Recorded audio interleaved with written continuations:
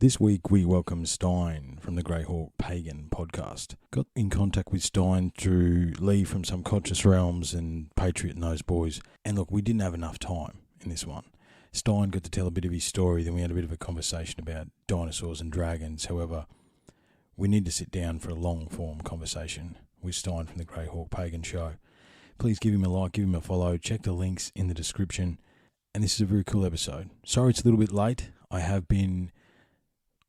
I'm preparing, when I record this, it's a Friday just before release, and tomorrow night we're heading to Lake Monduran with the Encounters Down Under crew and the UTC crew, and we're going to see if we can see a UFO. Anthony's got a CE5 thing he's going to try and do. Either way, get together with some boys and have a look at the stars. Can never be a bad time. I'll let you know how that goes. We'll probably do some recording up there. That's enough out of me. Remember, on Patreon, Unlocking the Code, Instagram, Twitter, Facebook, Unlocking the Code. Give us a like, give us a follow, give us a review and 5 stars. I know every podcast asks for that, but the problem is that is the algorithm, okay? Not sure what tune we're going to go with. I'm really liking Detoxify. I'm loving Loomis's tune right now, so we might just roll with that because that's unlike anything you hear the rest of the week. Look after yourselves, be kind, be cool, stay disciplined, and we'll talk soon. Cheers.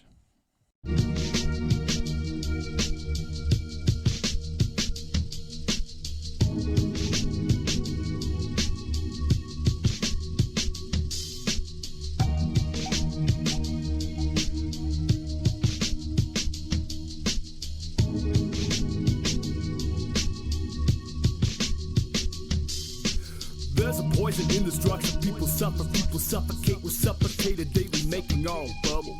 Subtle is the cuddle of the snake that squeezes. Hate to see this matrix seizes. Maybe we just need to pull the plug. Drain the system, poison out our body. You've been probably overdosing most of your life and never noticed. Overloaded, rub the cups and come and toast. And no one's open, no emotion, nothing goes in this dimension here. We work all day and it's always a thinking crystal clear. Everything we do revolves around the dollar count. It's all around us, all around. We're falling down and knocks you out. Get off the couch, it's all think out. The top of flame will cost you cancer, jobs and houses all around. Got your spouses, got your house, you call the council. Got no answers, evolving out in small amounts. It's all we have, it's all planned out for our defeat. Water down the modern man and bottle up. So we have no intuition of a vision that it's all corrupt. I know we read our vision, if we always been forgotten. We're sick of our thoughts and living in boxes. Now let's go find all of those outreaches, forgotten the beaches to walk on the treetops tomorrow. All pieces a part of us. Go find out what's been making you tick, but didn't face it with criticism. Awaken your inner visions. Slow right down. You better leave your belongings. You'll start receiving your callings and be unleashing from bondages.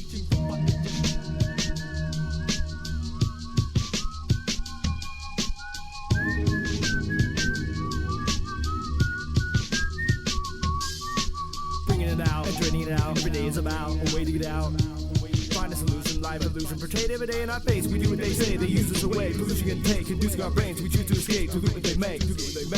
You wear it on your face, I can see the burden on your shoulders heavy. And it's getting unrelenting, you're frowning from how hard the world strains you. When stress is depresses, confess. It's just a system that's a hope that puts you in scenarios you never chose. It's not your fault that every known element in your life has been controlled. Everything but not your soul. So this can be some therapy, some psychedelic clarity. Don't fight between polarities, go where it will not go. Slide between the barricades, it's nice to be aware of things. It's kinda like some kerosene, lighten up the world. It's a poisonous system, you didn't invent this prison. So who'd you be when it's all out? Everything you think needs to go now. Defeat the people that hold down you from beating you, blow out your brain cloud. Become new and escape now, take Route 86, escape now. Gotta lay down everything you learned, everything you know, everything they ever told you. Ran the poison from your soul. Bringing it out, draining it out. It is about a way to get out. Our minds are polluted, find a solution. Life illusion, portrayed every day in our face. We do what they say, the uses away. Pollution can take, inducing our brains. We choose to escape, do what they make, do what they make. People beyond. People beyond. Waking up to the people we need to be. 2004. Beat by Cumulus.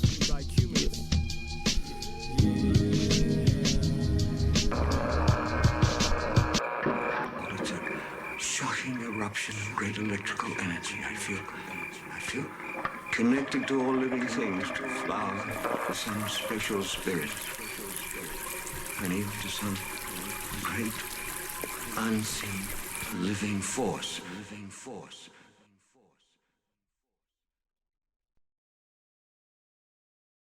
G'day everyone, welcome back. It's my great pleasure to introduce Stijn from the Greyhorn Pagan Podcast, all the way from the Netherlands. How are you, sir?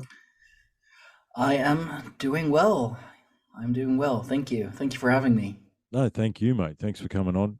We've been trying to organise this one for a little while, and yeah, we had a extended discussion that we're not going to continue, mate. We want to delve into some different stuff and talk about some different things. And we started a conversation over Twitter about why Greyhorn Pagan, right? I've been listening to some of your shows, Nordic myths, these sorts of things. So how did we end up there, mate? How did we end up as the Greyhorn Pagan? Well, it goes some years back. Actually, I've always been interested in religion and always been interested in spirituality. I remember just as a as a kid watching those ghost stories on TV where they go, like walking down a real road and like that light in the distance. That's like whoever it is. Like I believe that there was some myth about some dude who lost his head and he's like at night still wandering around with a lantern, like. Oh, the headless rider. The headless rider. Yeah, something like that. But then, like along a railroad line, seem to be popular places as well. But as a little kid, that scared me to death. Yeah, like right. I was, I don't know, like 6, maybe 7 years old, like the age my daughter is now, and just like every little noise that like came out of nowhere was scary and frightening, and all of a sudden I was like, oh, ghosts are these like bad beings. And later in life I started seeing things, experimenting with things. Some experiments went a little better than others, because an old girlfriend of mine back when I was, I think, 19 years old, maybe 18, 19 years old. I feel old now. We're experienced, Stijn. We're experienced, mate. We're not old, okay? We're experienced. Yeah, or as my fiance would say, seasoned. Okay, I like that. Seasoned's good as well. Yeah, we'll go. We're experienced, seasoned people. That's what we are. Yeah. Yes, I like that. No, but a former girlfriend of mine, she actually, she was more into that kind of stuff already, and she actually showed me how to do pendling, with a chain and or whatever. You can do it with anything, and me being in my late teens, early 20s, on top of the world, I could do whatever I want to. Like back in those days, I had a new girlfriend every other month. So, I was a cocky bastard. So I found this new thing. I found pendling, and I was like, you know what? I'm just gonna do this wherever I feel like doing it, because I saw it kind of as a game, which was my first mistake. I was going to say that's not a good idea. Yeah. No. Well, I maybe not a game, but I for sure didn't take it as seriously as I should have.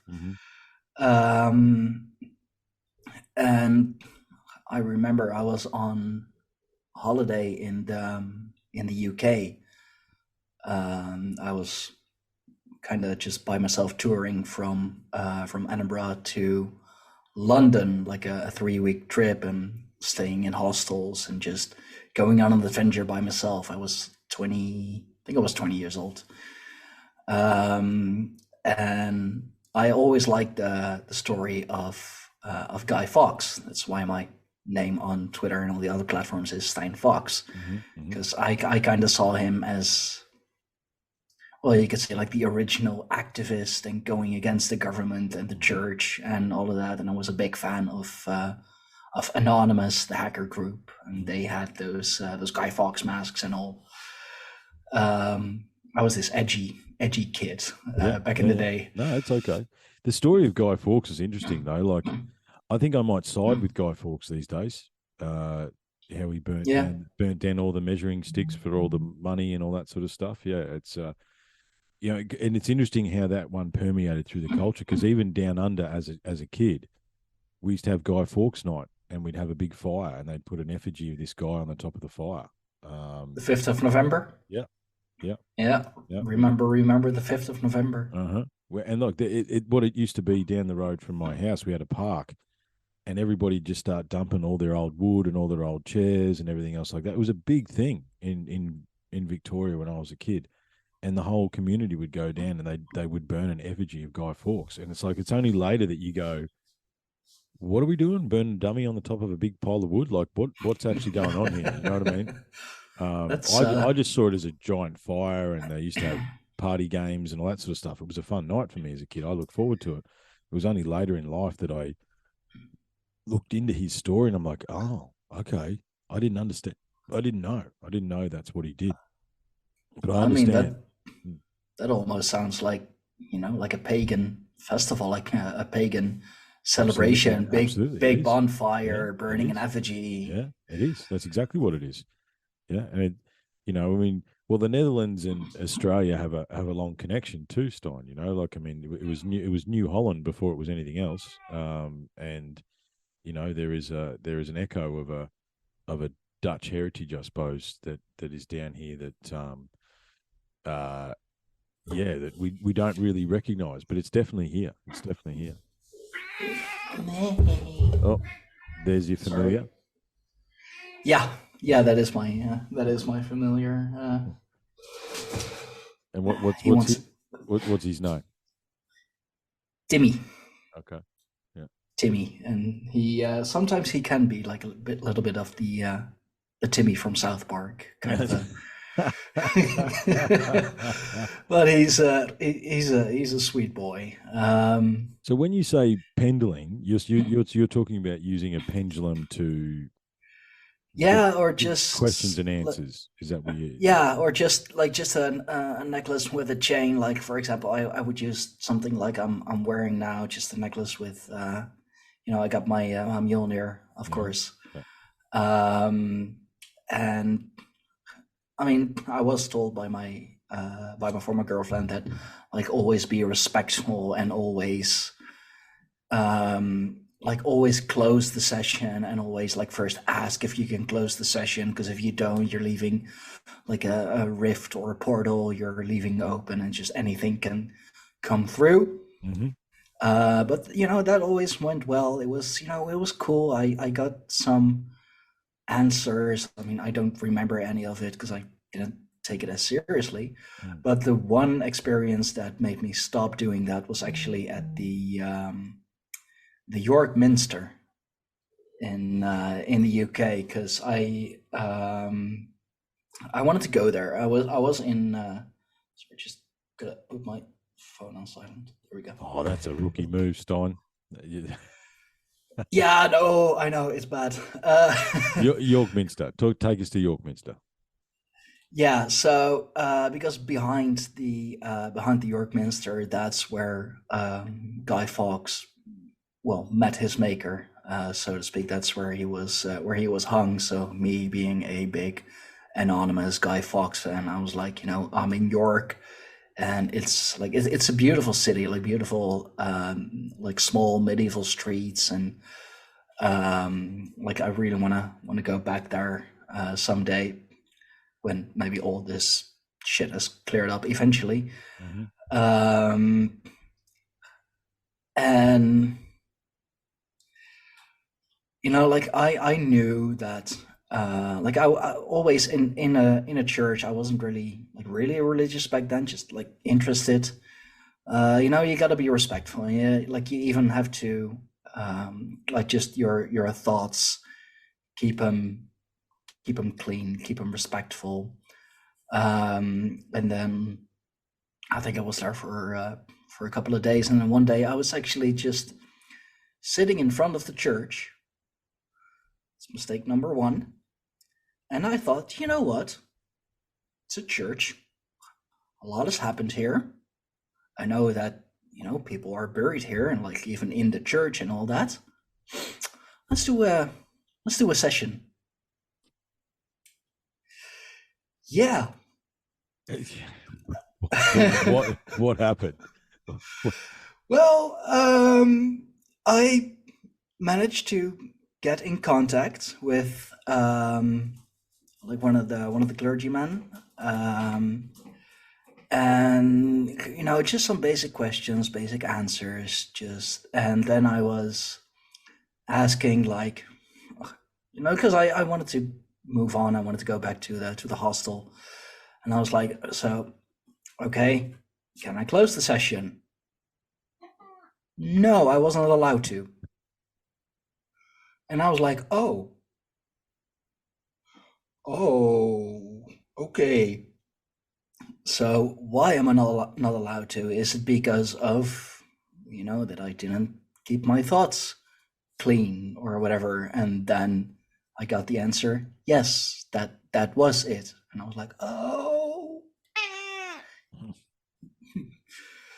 Yeah, even my cat is scared now. Yeah. But yeah, and I had to make all kinds of promises to keep my thoughts clean, keep my actions clean, and not do any of the bad stuff. And only then I was allowed to close the session. And I can honestly say I have never done it since. Yeah, right.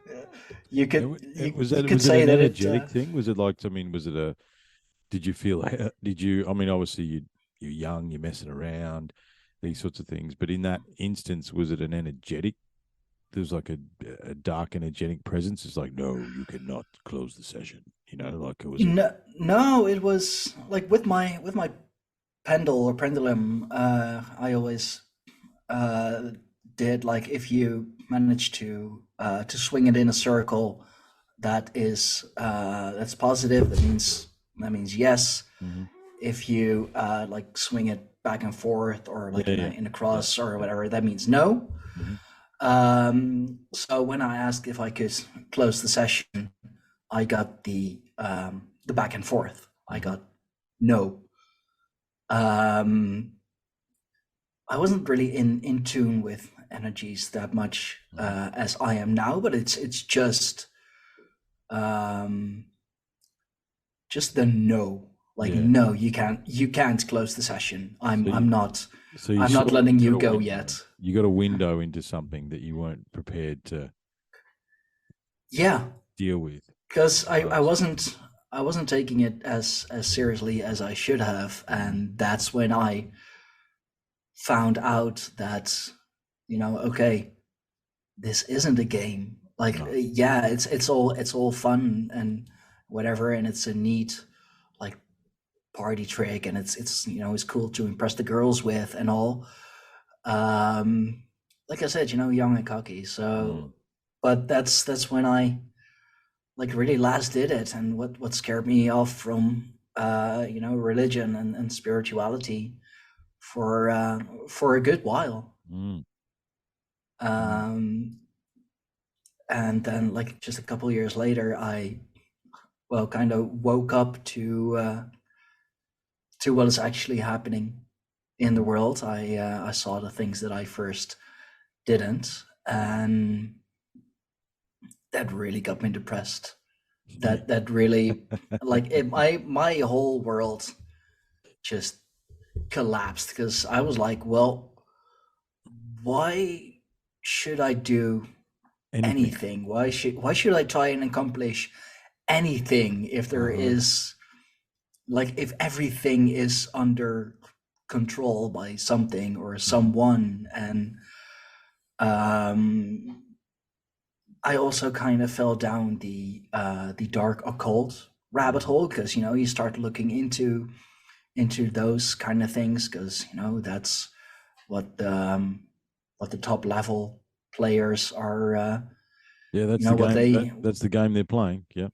yeah, and well, that really gripped me like nothing else did, and I had a hard time breaking away Mm. from that.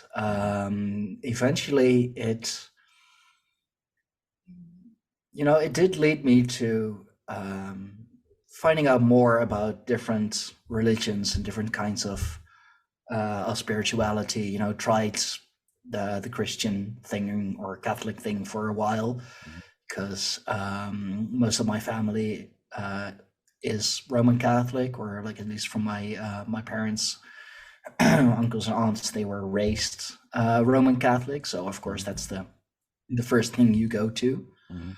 And I mean, it was easy, of course, because Bible texts are ever present. There's a whole lot of churches just everywhere. Mhm. But the thing that like really stopped me from fully converting, so to speak, Mhm. is the or what I back then felt was the or else part. Yeah. Believe Or or else. else you're going to hell, and do this or else, be good or else. And that brought so much stress, and like I couldn't like really live a normal life anymore because I was so busy with The or else. uh What's going to happen? So do you think? yeah. So and do you and think you went from a? Do you think you were looking at a? Obviously, you took a step towards the into the darkness, and coming out of that, you were looking for the light, I suppose. And the only, yeah. those churches are full of light, and I use inverted commas for those that are listening at home. they, Um, and that's the perceived good religion. Is that you think that's the reason you took that path, and obviously family things and those sorts of stuff? um well, I knew a lot about it Mm. already, and like it seemed like, yeah, it seemed to be a good religion. And I've been to church services, of course, with my grandparents, my grandmother from mother's side, although that was more about being with her, and Yeah. seeing the family, Hmm. just upholding tradition, Yeah. I used to do. I if used you to do the will. same thing. I'd go to the church with my nan as well. Yeah, yeah. And that wasn't Yeah, about going to so church. It was just about nan wanted me to go to church, so I go and spend some time with her. Yeah. yeah, exactly. We, like, all of us would go to the church like next town over, because the entire side of my mother's family, they kind of stuck around in the same part of the Netherlands, and that's the church that they would go to like when they were younger. And also it's kind of the family church, if you will. So like once or twice a year, with Christmas and Easter, Mm. the whole family would go there, and we'd see all the great aunts and great uncles, and or like who was left of them. Mhm. Um, so yeah, it was just because like it was easy, because I was like introduced to it already, and I had some knowledge of it. And yeah, I guess because they say it's about the light, and about love and all of that. And I was, it seemed a strong religion at that time too, fighting the good fight and being Yeah. light. And Yeah. And there is a strength behind that, behind the Abrahamic religions, and I suppose you probably have a different lens now, Stein, whereas it's like the strength behind it is the energy, right? There's so many people that are worshiping those yeah, words and that cross and that place. That's the strength behind it. yeah. Both dark and light. I mean, there's definitely Mm. still very good people that believe in the Abrahamic faith. I'm not there absolutely is. I've met I lots of them. mean, However, yeah, you, it's the energies. you could say that Satanism is Abrahamic too. It is, yeah. It's just inverting everything from Christianity, anti-Christ, anti-church, anti-this. Mhm. It's just inverting it, but they're still Abrahamics. Like, don't tell them, but they are. Well, I mean, all major religions on this planet are Abrahamic, but no one wants to have that conversation, right? You know, Yeah. Catholicism, Christianity, Islam, it's all the same. It's actually all the same. In fact, Stijn, it's not only all the same. It's the same story that's been told for thousands and thousands and thousands and thousands and thousands of years, right? It's just it's just an adaptation, and we went from the many God principle to the one God. You know, God loves you, but He's broken. He needs your money. You know. Yeah, that's a good one. You know, if money is the root of all evil, then why does the church want your money? And like even God himself, Yahweh, like even he was part of a of a God tribe. He was part of the Elohim. Yeah, absolutely. Yeah, in the original Hebrew text, it's God's, not God. Yeah, it's a plural. It's not one. And they use that control to, you know, the one God. They're trying to not make us believe we're not God's selves. That's what they're trying to do, Stijn. You'll never be good enough, right? Like you said, or else, right? You can never be as pure as Jesus. You can never be as pure as God. So you must, you know, bend the knee. Because we are humans in the flesh. Because like us as mankind, we have fallen too. That's why now we are mortal. Why we are, you know, why we have a physical body. Like you can call it sin, the original sin or whatever, but not just the angels fell, mankind did too. Maybe because of the interference with angels, you know, the whole Anunnaki thing. One of the rabbit holes we're down at the moment is that we just finished. We're reading a book, but we just finished reading about the Sumerians, you know, the Anunnaki and all that sort of stuff. And it's disturbing how many points come across there and how much they actually joined together. I'm not saying that Zachariah Sitchin was right. I'm not saying anything else. I'm not saying that, but I'm saying it's very interesting as to how he joined the dots. Right? I mean, I'm in an ancient megalithic puzzle, right? And you know, the land of the standing stones is where you're coming from, so it's not like you don't know what I'm talking about. And there's a reason behind all that sort of stuff. Like there's the reason that they did that. It's hard. Like you want to try and layer it over everything that's going on now, but it's all the same story. But the external, same with the Box Saga. Yeah, absolutely. Right. It's the same story, man. It's the same story over and over and over again. And I've sort of stepped away from it's all myth, right? I'm like, hang on a minute. If there is a permeating myth that never ends, right? And it's the same story that's told everywhere, right?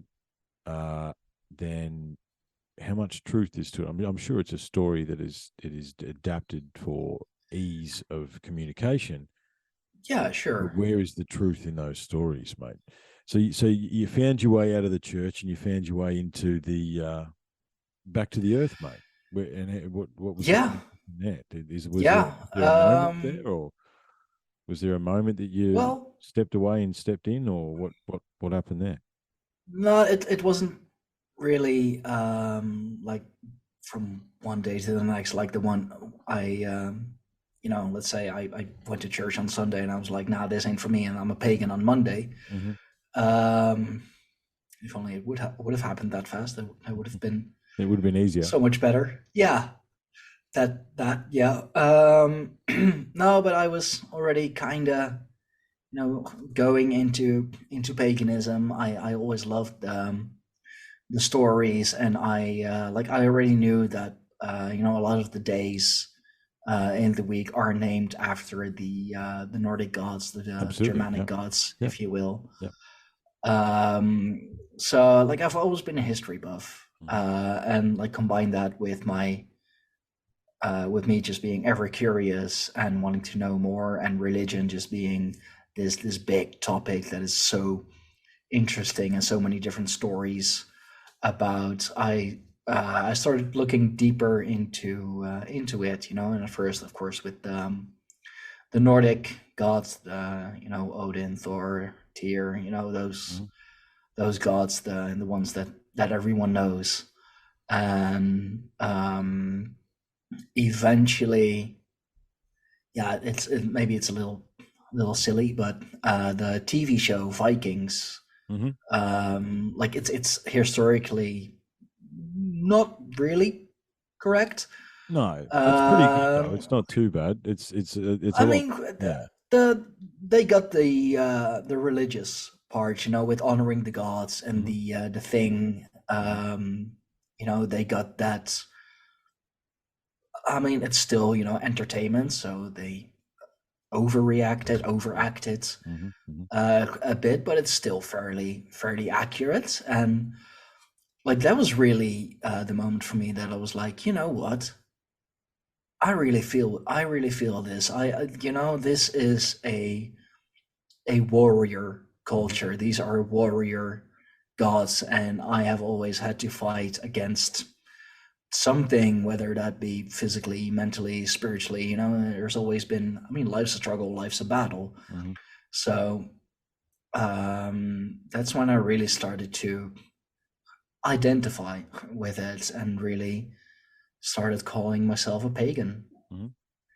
No, that's fair enough. I mean, and it is the original. It's interesting. Like, I had a guy contact me in Australia. I've got to get back to him, and he's on. Because, what would I say? You heard of omniism. So omniism isn't that there's truth in one religion; that there's truth to be found in them all, right?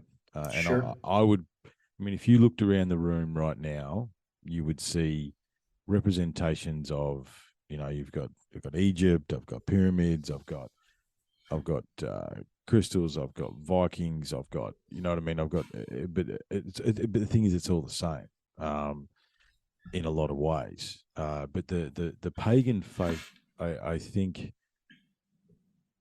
for want of a better description, is the original human faith. Right, it's of the earth, right? Honoring the earth, honoring the harvest, and like you said, not only are the days of the week from Nordic words, right?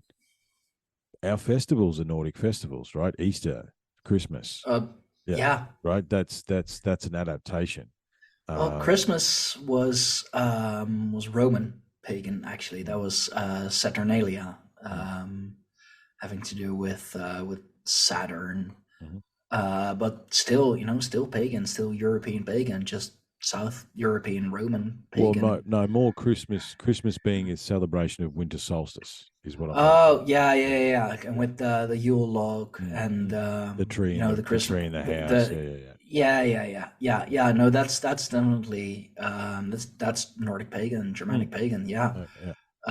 So I think it's so funny when just your good Christian family, like every year, goes shopping for a Christmas tree and absolutely, lights the candles and all, and I'm just like, well, you may be a good Christian family, but what you're doing now is very much a pagan tradition. Exactly, you are honoring a tree inside your house. That's you're doing magic right now, but that's okay. Whatever you need to do, a tree that stays green year round, that and like just never actually dies unless you cut it down and all.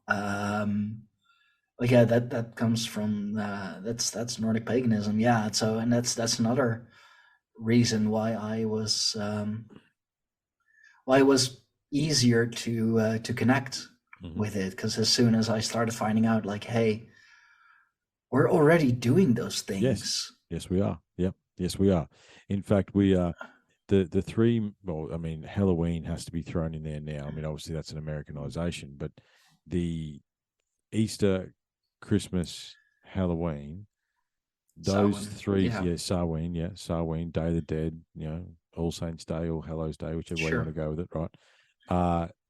Those three celebrations are not only, look, pagan in nature, but I would say a deep human connection to those three celebrations: the summer solstice, the winter solstice, and the Samhain, right?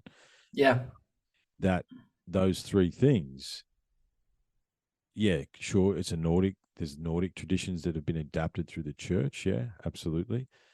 But globally, everyone has celebrated those 3 times, everywhere, right? Every continent, every culture, every creed, we've been celebrating those 3 things for as long as we understand, right? There's no one knows how long we've actually truly been celebrating those things, right? That's the reality.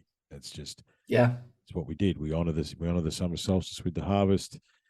We celebrate Samhain to honor the dead, and then we celebrate the winter solstice for the coming of the next harvest, right? That's a very simplified version of what happens. However, that happens the world over and has done. They are 3 celebrations that humans have been celebrating for who knows how long, you know? Yeah, exactly. And that's the thing with like it's if you like really look at it, it's kind of odd to celebrate New Year's in December, because I mean you still have winter. Mm-hmm. It's still winter, it's still cold, it's still miserable. So New Year, well, I mean, if you say so, but the pagan New Year was the spring solstice, was in March. Yeah, when it turned, with the coming of spring, when the earth comes back to life, when in the stories when Balder is is returned from Helheim, or in the Greek stories when was that Penelope, or I mean, same story with same the story. Greeks It's and just the Romans, same. just Greeks, Romans, the adapted. Sumerians. Yeah. Yeah, it's all the same. This is the whole thing. It's the Egyptian, same thing, different style. I mean, Yeah. it's all the same. I find it fascinating, Stein. With when we walk these paths that we walk, right?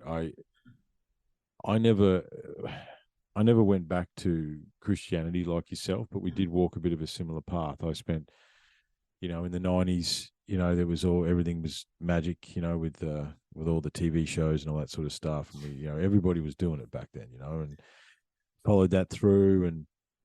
But those I see, and there's all these loaded terms around this stuff that I don't like, right? It's, true spirituality. Like, I don't, what is that? That doesn't make any sense. But I think those that follow, if you walk the personal spiritual path, okay, let's put it like that.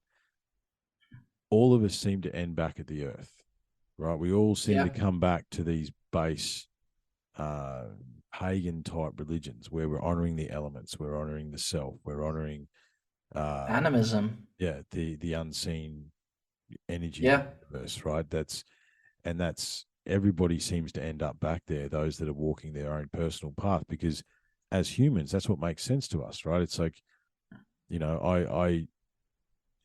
I say my church, a couple of times a year, I try and get out into the forest or into the bush, as we call it down here. And that's my church, right? That's where I go to recharge. That is you find your peace and your energy, and that's where you can sit in quiet. I'll take off on my mountain bike and I'll go riding in the forest, and inevitably I'll stop and just chill and just be, right? Because that, and just take in the beauty of nature. yeah, and that's what it is. That's what it is as well. Well, mate, we haven't got a lot of time this morning. Well, it's morning for me, it's night for you. And look, I think that's really cool, and I want to talk some more about this. However, this is a swapcast, so do you want to ask me some questions, mate, and then maybe we'll continue this conversation. Did you have anything for me, or it's up to you? We can keep going down this path if you like. Oh yeah, that's a good one. The main thing that I really want to know is because, like I've said before, I've seen that pop up in some other groups already. The dinosaurs and dragons story. Like, what made you? How did you make that connection? What made you first think that there was a connection, just because they just look alike? Or because I listened to that, I finished that that podcast of yours today, and describe me a dragon. Well, it kind of looks like a dinosaur. Describe me a dinosaur. Well, kind of looks like a dragon. Yeah, that's right. Okay, so dinosaurs and dragons. Well, I remember years ago. Well, I think it's one of those things. Every boy loves dinosaurs, right? At some point, we fall in love with the dinosaur. Okay, Yeah. and we all did, and I suppose dinosaurs and dragons. Think about adaptations, Stein, right? So down here we have the saltwater crocodile, which is literally a dinosaur. Okay, there's Yeah. still saltwater crocodiles down here that will get 12 meters long, right? That's his literal dinosaur. Okay, great white shark is a dinosaur, right? Yeah. A chicken, to a lesser extent, is a dinosaur. But the stories of dragons have always fascinated me. Okay, so I think at the moment I've got 1, 2, 3, and there's 4 dragons in the studio, right? I've always had a thing about dragons, being a dragon rider. Like, that's what I thought. I want to be a dragon rider. Yeah. That sounds so cool. I don't know. It'd be awesome to have to do that. And then I'm like, so, the history, the advanced ancient civilization that I believe once existed prior to 13,000 years ago, there's all this evidence. Okay, so I think it's in India, right, in the southern Asian regions, there is all these carvings of people riding triceratops. Okay, it's like, and again, draw me a triceratops in 2,500 years ago. Okay, so draw that, and how do you know that how do you know they had 3 horns? How do you know that that's what they look like, right? Yeah. There's these things called the Ica stones that were found in South America. There's thousands and thousands of these stones with these fine carvings on them, and a percentage of them have dinosaurs, like brontosaurs, like the long-headed, long tails.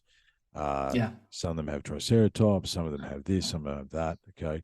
Then there's the stories of the winged beast, right, that terrorizes the populace. Okay.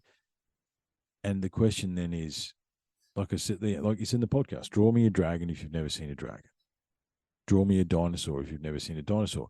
Understanding that it's 2022 as we sit here and have this conversation, the paleontology, or the study of dinosaurs, is barely 100 years old, right? It's not. I can't remember. Yeah. It's like 18, or it could be 150. It's like the 1850s or something like that. It's not old. Whereas these carvings and these stones and all this stuff, that then the stories from the north, the stories from Europe, these stories are thousands of years old. No one had, and this is the problem with modern societies, we layer it with the knowledge that we already have.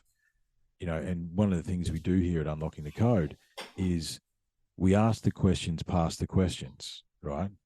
Oh yeah, cool story, cool story about a dragon, guy slayed a dragon, da da da da da. Okay, cool.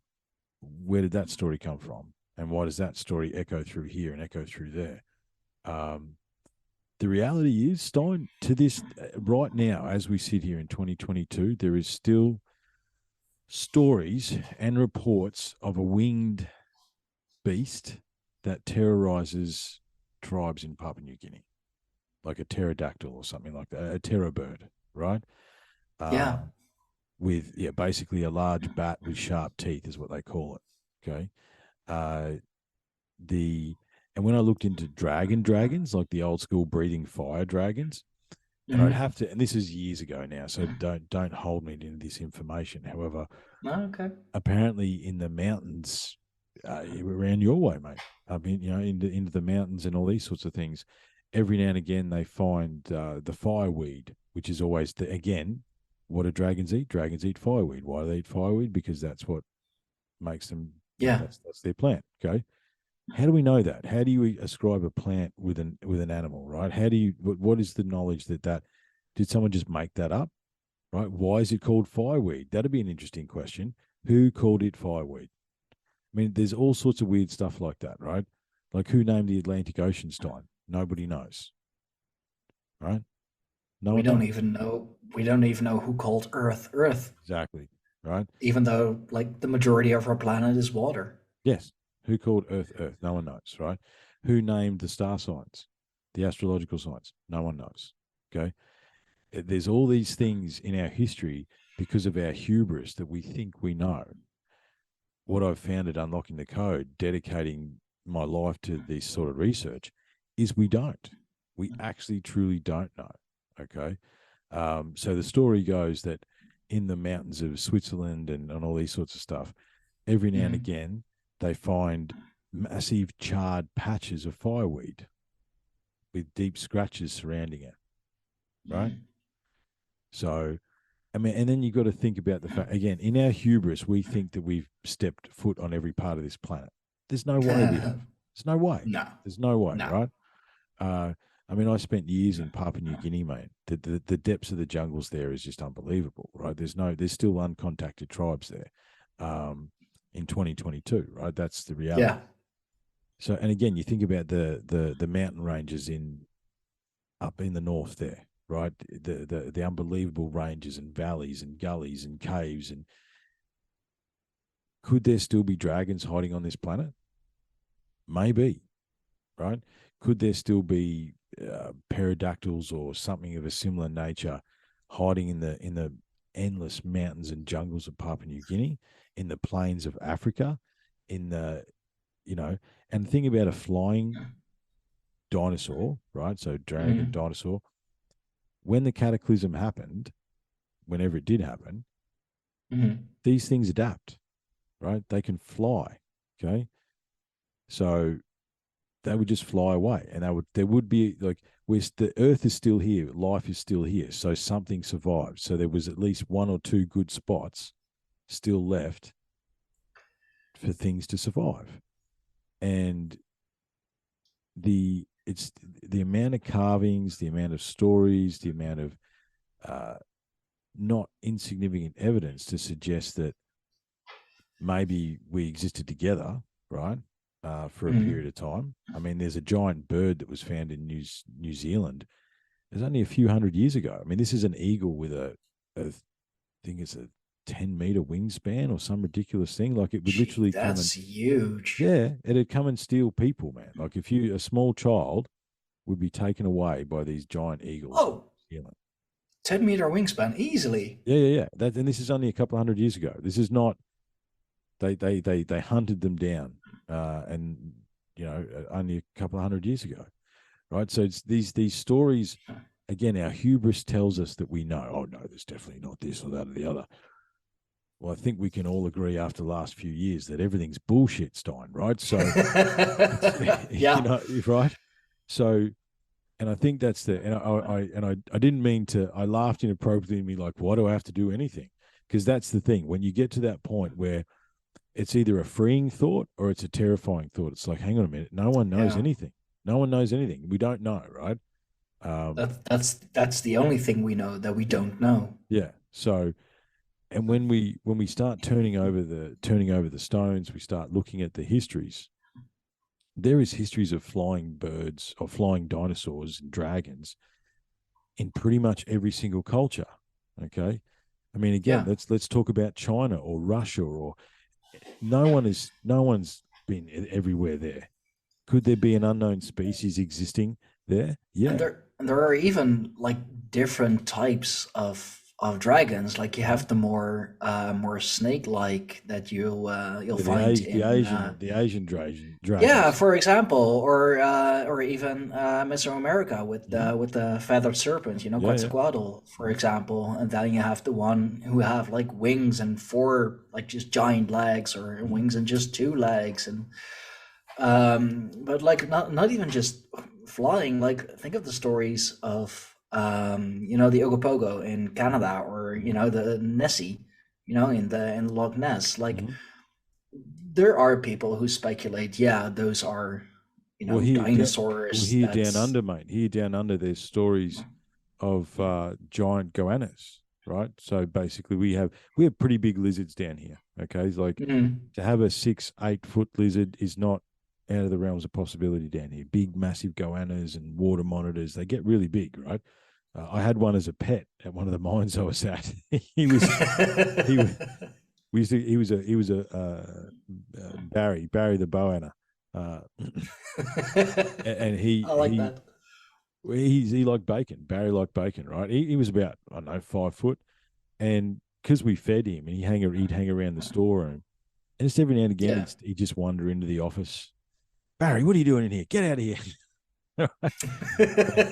That's Australia for you. We've got a pet 5-foot lizard, but there's stories of massive goannas in the outback that are like 7 meters long, right? Imagine that, just a massive lizard.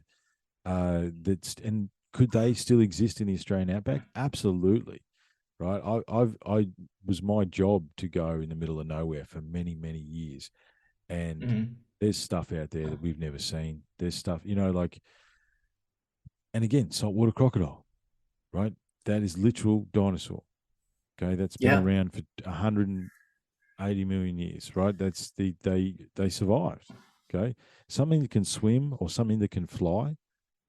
If something bad happens, they just swim away or they fly away and they find a spot. Okay, and what if the story? What is it? St. George slew the last dragon of the Great Isle of Britain, right? What if that is true? Right? What if that's not a story? Yeah, because that's the thing too. Like so many people, especially the more dogmatic religious people, are like, "Oh no, those are metaphors." Yeah, it's a metaphor. Yeah, or those are just stories. They're made up. They're they just had a very rich imagination. Well, it's a very rich imagination. Very rich imagination, exactly right. And for thousands of years, so many different cultures. That's a whole lot of imagining. But again, we layer our information over our own knowledge now. The stories of dragons echo across every single continent. But as far as we know, they didn't have mobile phones, mate. So it's not like you could ring them up and go, "Hey, you want to draw a picture of a dragon, mate? I just draw a picture of this really mad thing. We're going to make up a whole heap of stories about it." What are we talking about? Yeah. Right. Like nowadays with the UFOs, for example, we just, we grab our phone and make a video of it and like send that worldwide. Like and that's something you'll see with just a whole lot of things, like pyramids, being the most famous one, like in the Americas, in Africa, in Asia, even here in Europe, the Bosnian pyramid, the biggest pyramid ever found. Mm-hmm. Yeah.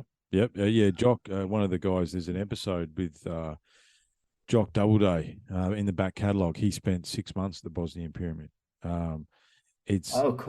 I posted something. I don't know whether I put it on Twitter as well, where it's like there's that picture of Teotihuacan in 1900 where it just looks like a hill, and then in 2020 it's this amazing.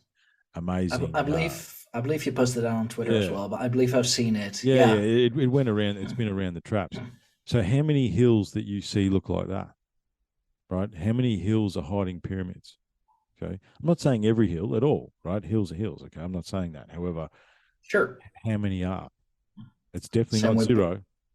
Same with burial mounds, for example. Like how many mounds or just small hills are like actually burial mounds? Mm-hmm. Like there's so much that we don't know, but like that's another thing. Like we over rationalize things. We're always looking for. I mean, like it's Occam's razor, but taken to the the 10th degree. Just must have been that, and that's that. Yeah, it's the hubris, man. The hubris of the modern man knows no bounds. Okay. And when we think about this sort of stuff, whether it be dragons, whether it be megaliths, whether it be how technology advanced this ancient race was, whether it be, the fact that, and I like it's all temples, it's all story and myth. Yeah, they built a multi-level, multi-ring temple that aligns itself perfectly astronomically to all these stars just because they felt like it. They were hunter gatherers that just decided to. Yeah, I mean, in the north, right? You've got the obelisks, right? Yeah, there's like a 30-ton obelisk that you find in the middle of the forest. So what's that there for? Oh, just because they wanted to. How did they move a 30-ton obelisk and stand it up? Oh, they just did. They did it on ropes and pulleys. Yeah, logs, and, man. They rolled it on yeah. logs. They rolled it on logs, and they just got a whole heap of dudes, and they just lifted it up. Like what? That's not how it happened. Yeah, but people, I mean, as we both know, Stijn, critical thinking left the building in 2020, hasn't made its way back in yet, right? For majority of us, and I question how much it was there before because of the reaction that's happened. I think the thing is, like you say, we're on these spiritual paths, right? And we find our way to whatever I mean, as I say, I'm not, we don't have, we got to knock it off in about 15 minutes. However, it'd take me hours to try and explain to you what my belief system is, because I'm being a student. I've read the Bible. I've sat down with Islam. I've sat down with Buddhists. you know what I mean? I'm very much a student of all religions. But what's fascinating, you have to be. But what's fascinating is it all comes back to the earth. It all comes back to the elements. It all comes back to, doesn't matter which way I go and what I study, it all comes back to that same thing. Now, these people, from what we understand, they just drew what they saw, man. You know what I mean? Like when you see flying creatures in cave paintings you talk about dragons, not only is there carvings, but there's cave paintings going back 15,000 years of a winged creature flying overhead, right? What do we see? And look, they'll say, oh yeah, they're just telling stories. Why would they do that? Like they drew it because they saw it. Because again, draw me a dragon if you've never seen a dragon. Okay, draw me a pterodactyl if you've never seen a pterodactyl. Draw me a triceratops. Draw me a brontosaurus. How do you manifest that out of your mind, right? When we understand that the only way we theoretically know what these things look like is because we've only dug them up over the last 150 odd years. Yeah, right? Now especially here in my hometown, our university, like they have a big history department, big history study, and we have the Museum of Naturalis here. And we have one of, I want to say, 4 most complete T-Rex skeletons in the world. I believe it's like close to 90% complete. But I mean, even if you take dinosaurs, right? So even if you take our study of dinosaurs, once upon a time, we said they were scaly and they were thick skinned. No one knows that, right? The latest evidence for dinosaurs is they could be, like a T-Rex could be feathered, right? They could have feathers. Like this is the pterodactyls could have had feathers, right? These we just assumed. We don't know. Here's one that'll blow your mind with dinosaurs. How do we know dinosaurs roared? We don't. That's a complete fabrication. Yeah, who has ever heard a dinosaur? Who's ever heard a dinosaur? Exactly. Yeah, and I believe there's even this Dutch. Oh, okay. This Dutch. All right, Timmy. You're just trying to say you're all it's right. All good. You can go play outside in a minute. Yeah. He's been cooped up all day. But there is even this Dutch painter who I forgot his name, but well-known Dutch painter from like a couple hundred years ago, who made a painting of people like next to a brontosaurus, riding a brontosaurus, like true Flintstone stuff. Mm-hmm. And how did he know that? Yeah. Oh, he just made that up. You know, we have found footsteps of like just human footsteps and dinosaur footsteps next to each other. Mm-hmm. And when we dated them, carbon dated them, radio dating, whatever we use, same era, same time, made at the exact same time in in time and space. And it's like, oh no, but that's not possible. Yeah, no, we can't. It's We like just we call that oopart, Stein. That is an out of place artifact, and we can't admit that they exist, mate. We can't say. I think at last count, and this is the catalogue ones across the planet. There's over 75,000 ooparts, right, across the globe. I mean, and you're talking about footprints. You're talking about gold chains being found in coal seams 300 million years old, right? You're talking about pots and hammers and these things found in these seams. Or what was it? The like what looked like computer parts, but dating from like the Roman era. Yeah. There's all these springs and all this sort of stuff that they find. Yeah. There's, nanotechnology. And look, unfortunately, we don't get a lot of that stuff because the way we move dirt now in bulk, we don't. A lot of those things were found in the late 1700s, early 1800s, 1900s because we were moving stuff by hand. And they'd find it in the dirt, whereas we don't. There was the cart wheel that was found in a like underground. There's like a kilometer underground. They found a cart wheel, like full spokes and everything else like that, in a coal seam that was 250 million years old. Okay, and I think with any of this stuff, Stein, and firstly, we call ourselves sophomaniacs here at UTC, and a sophomaniac is someone who has the delusion that they're intelligent. So don't listen to me. Okay. However, secondly, I think, along with everything else, we need to suspend whatever belief systems we have about our past and who we are and who we were and what happened. Because post-World War II, the reality is we've been fed a narrative. We've been fed a narrative as far as school is concerned, as far as history is concerned. We have been there was a book that was handed out across the world at the end of World War II, and that's what we've been taught. And like I said before, it's all bullshit. I think after World War II, like it really ramped up because there was. I mean, I guess you could say like I really like the topic of resets, for example. That's why I did such a big series on Ragnarok, for example. I wanted to get to that. We got to sit down again. I wanted to talk about that, but that's okay. For sure.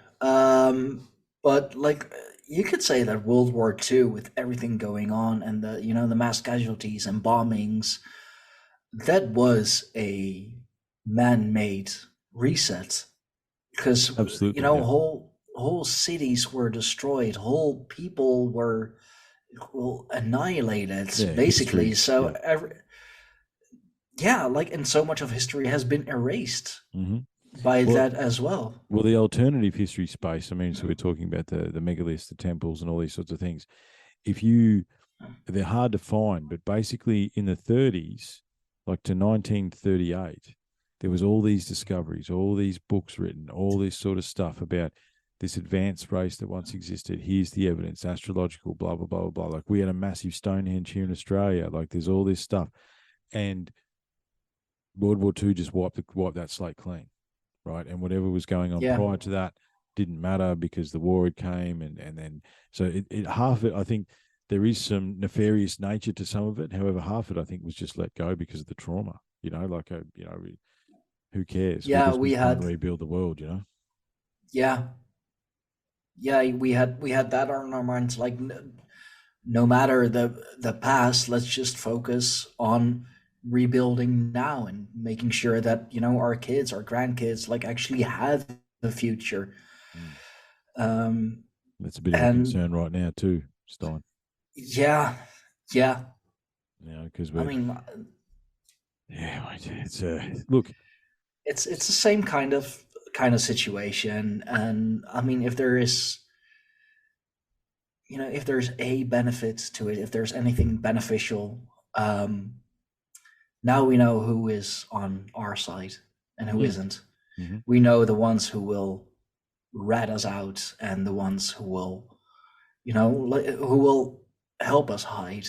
Like everyone like speaking of World War II and talking of World War II, everyone's like, oh yeah, no, I totally, take a famous example from here from the Netherlands, I'd totally be the one, helping Anne Frank to hide, I'd be the one who, who would open the back room and just be like, okay, they're, Germans are coming, but like in reality, many of those people would be the Germans, or it would be the neighbors who rat her out. Look, we saw that, didn't we, mate? We now know who's going to work lockstep and who's not. Look, man, look, I'm coming to you from the future. I'll have to start work pretty soon, mate. So, do you want to? We've got a few minutes to go. What did you want to finish on? This is your first podcast with UTC. Any more topics, or how do you want to finish this? But thanks very much, mate. I'm really glad that we made time for this. We need to keep going. Oh, yeah, me too. An hour 45 minutes is way too short. Yes. I'm noticing that already. Yeah. No, I think we can we can have many great talks about past civilizations and things that shouldn't be here, but are here. Like even just from the mythological point, there are so many things that that we have found, but that shouldn't be true, but are true. With India, for example, there is evidence of a nuclear war, but thousands of years ago, we went through. It's a few episodes. That Dinosaurs and Dragons. That's like a multi-part series, right? I can't remember which number it was. I'll send it to you. But we went through the Vimana books, right? And it's a flight manual. It is essentially a flight manual, is what that is. And it's like, well, what is that? Like, again, from flying creatures to flying beings. Okay, that's the other thing that echoes and echoes and echoes and echoes and echoes, right? And to bring it right to the forefront of today, I keep saying that one of the craziest things that happened during the last 3 years is that they confirmed that UFOs and UAPs are real and no one cares, right? Yeah, they declassified it, they debriefed it, and everyone was like, eh. Yeah. So I mean, and so you got to follow that thought process. It's like, okay, so UFOs are real, UAPs are real. They're not ours, but they're not someone else's, which means they're from somewhere else, which means that aliens exist and we're not alone in the universe, but no one cares. It's fascinating. Yeah. It's fascinating. Because, like, at that time we were too busy fighting a invisible enemy, because that's that's the thing we've always been fighting against, some invisible enemy that in the end is going to kill us all unless we do this and that. And now it's climate change again. People got short memories, man. What that guy jumped up and then what was his name in the 90s? Like, everything's going to be flooded by 2010. Well, it's 2020. Oh, what's that? Al Gore? Was Al Gore, like, that's him. Yeah, that's former US president, and then bought big beachfront property with all the money he made from those talks. And that's the thing about climate change, Stijn. When the millionaires start selling their beachfront property, then I'll start believing the ocean's going to rise. What are we doing here? What are you doing? If the elites start selling it, if they are the ones moving higher up in the mountains, then we should actually follow them. Like, exactly. If they start running, we need to run, but they're not doing anything, so I wouldn't need to worry about it. But mate, exactly. as I say, we could go on and on and on. I really enjoyed talking to you, Stijn. Tell the. I mean, obviously, for your listeners, Unlocking the Code podcast. You can find me on Instagram, Twitter. I'm still on Facebook. We're heathens down here, mate. We still use Facebook down here. Give us a like, give us a follow, and where can my awesome listeners find you, Stijn? Greyhorn Pagan's podcasts. We are on all the bigger podcasting platforms. You can find our videos on my personal YouTube channel and on the Tribe's Odyssey channel.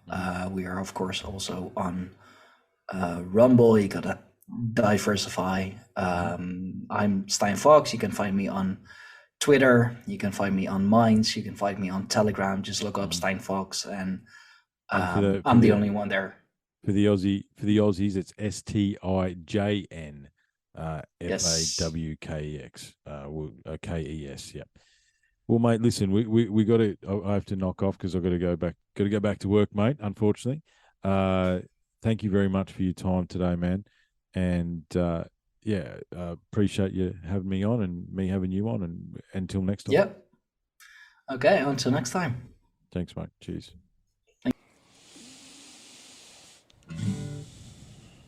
Just want to go again? Let's do it. Yeah. Go again. All right. I know you been here before. No surprises, settle the score. I know the darkness deep inside, reckless rage, poison pride. I know the anger, I know the pain, and I know the fear we do not name. And the one who comes to find me when my time is through, I know you, I know you. Wow!